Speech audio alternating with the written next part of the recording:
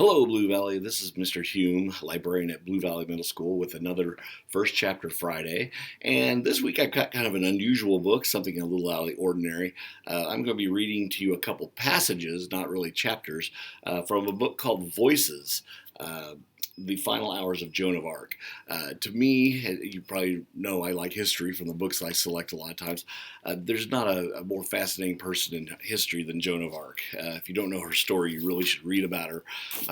Going from a peasant girl to the leaders of the armies of France in battle over England, and was captured, and you probably heard even jokes or stories about her being burned at the stake because of her actions, but she's one of those people that there's as much myth about her as there is reality.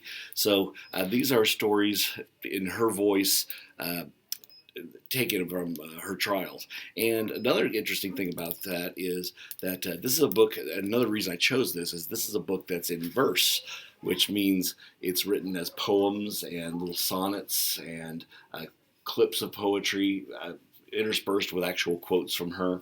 And this is National Poetry Month, so I thought, well, let's try one of those books in verse for one of our selections. So I'm going to read a couple of the little passages and see if you might be interested in picking this book up at your library and finishing off the rest. So first one I'm going to read is just called Joan.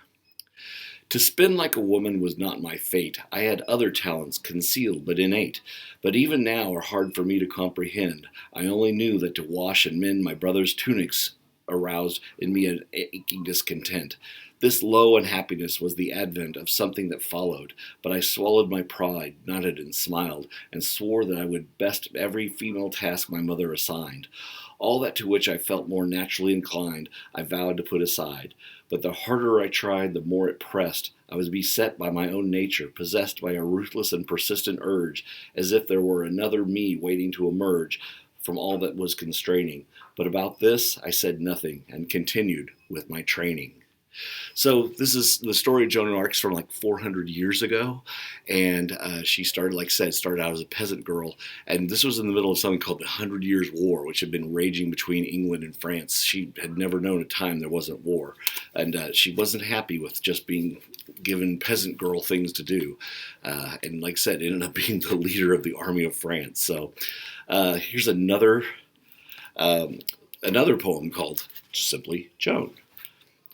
France was then engaged, as now, in a bitter civil war, a conflict that had raged since long before I became my parents' daughter.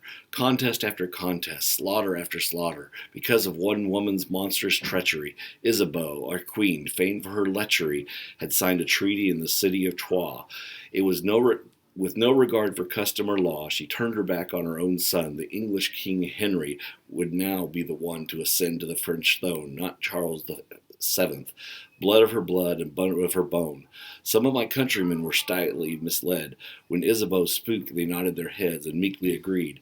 They now fight for Henry, an English weed, taking up space where he never belonged. But I was for Charles, wronged by his mother. He was my king, Charles, no other. The English were hated by the true French. We hated their language, their manners, their stench. When it tainted our air the day they invaded, Henry had even taken the city of Paris, while our gentle Dauphin, shaken and harassed, headed south of the Loire, where he had strong support. In the town of Chinon he established his court. I wanted to fight, I wanted to go, but I was made to sit and sew, while Henry overran our home, a savage, deadly pestilence. My energy, my passion, even my intelligence were forced into an ever smaller and suffocating space. I felt smothered and entombed in the coffin of commonplace. I longed to join the men in din in the heat of battle. But even my father's cattle had more freedom. While my brothers went to war, I sewed and burned with rage. My dress was a red silence, a hemmed and homespun cage. So if you're interested in there's getting to be quite a lot of books in verse right now. If you're interested in one that about a really fascinating character and how she became just almost like a myth in history, then pick up Voices, The Final Hours of Joan of Arc, and hopefully it'll be something that you enjoy reading further. Thanks a lot for listening.